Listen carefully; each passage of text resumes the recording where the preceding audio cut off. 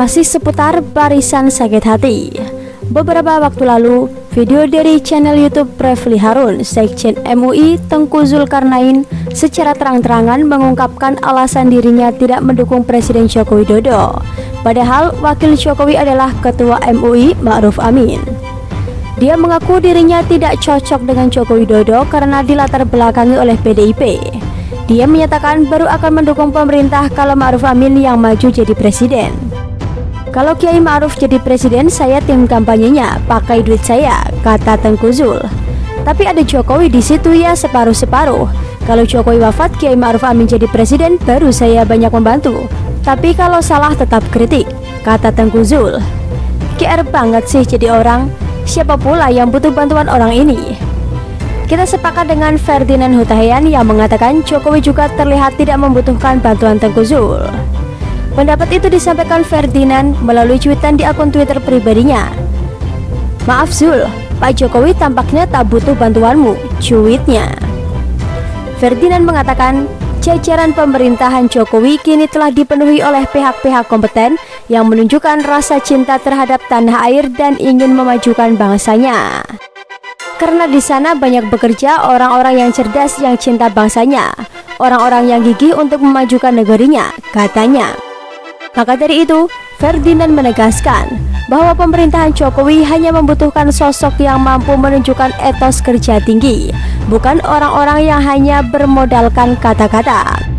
Lihat saja Anies Baswedan, pintar berwacana, jago menata kata, akhirnya dipecat dan terbukti kinerjanya parah semasa menjabat jadi gubernur DKI Jakarta. Negara ini tidak akan maju kalau dipimpin oleh orang-orang yang cuma pintar jualan kata-kata dan bualan. Jadi, Presiden Jokowi sudah dipastikan tidak akan sudi meminta bantuan Tengku Zulkarnain apapun ceritanya. Lihat saja komposisi menteri dan jabatan yang diangkat Presiden Jokowi. Sebut saja Sri Mulyani yang pernah dinobatkan sebagai salah satu menteri terbaik di dunia. Erick Thohir yang kinerjanya termasuk baik dalam membereskan masalah BUMN. Menteri-menteri hebat selalu dinilai dari kinerjanya, bukan kehebatan mulutnya saat berkoar-koar menjual omongan. Bayangkan kalau orang seperti Tengku Zulkarnain diminta bantuan atau diangkat menjadi menteri. Kira-kira ide seperti apa yang akan dia kontribusikan untuk negara ini? Kan lucu, kalau misalnya tak ada hujan tak ada angin, dia peringatkan presiden akan bahaya rudal dari Cina yang tegak lurus menuju Indonesia, sehingga warga harus segera dievakuasi. Model begini mau bantu pemerintahan, negara ini bakal jadi negara lawak yang dipimpinnya konyol, diisi oleh para pembantu yang lebih cocok jadi komedian. Apalagi orang-orang ini juga tampaknya sangat alergi dengan segala sesuatu yang berbau Cina dan asing.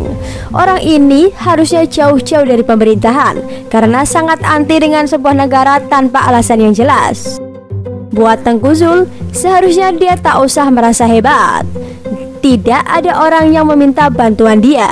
Dari dulu sampai sekarang, dia cuma pintar menjual nyinyiran.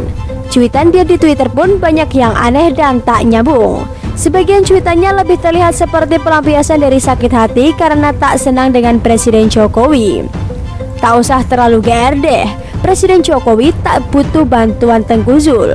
Jokowi pun malah tidak menganggap dia ada. Paling hanyalah seorang yang pintar nyinyir seperti kelompok sebelah pada umumnya. Presiden Jokowi punya nyali besar melawan para mafia-mafia di negeri ini yang tidak ingin negara ini maju. Mafia migas, mafia impor, mafia alkes, dan banyak lagi. Apakah Tengku Zul punya nyali sebesar itu? Menghadapi pasukan DEK di Kalimantan saja tak berani. Langsung balik badan, terbang, dan pulang kampung. Atas alasan apa Presiden Jokowi harus minta bantuan dengan orang macam dia? Coba bayangkan, apa yang akan terjadi jika pemerintah minta bantuan kepada orang-orang seperti Tengku Zul, Fadlizon, Novel Bamukmin, dan Rizik? Negara ini bakal bubar dalam hitungan beberapa tahun. Negara ini tak kekurangan orang pintar. Negara ini cuma kelebihan orang-orang sok pintar yang cuma bisa bikin gaduh dan koar-koar membabi buta. Bagaimana menurut Anda?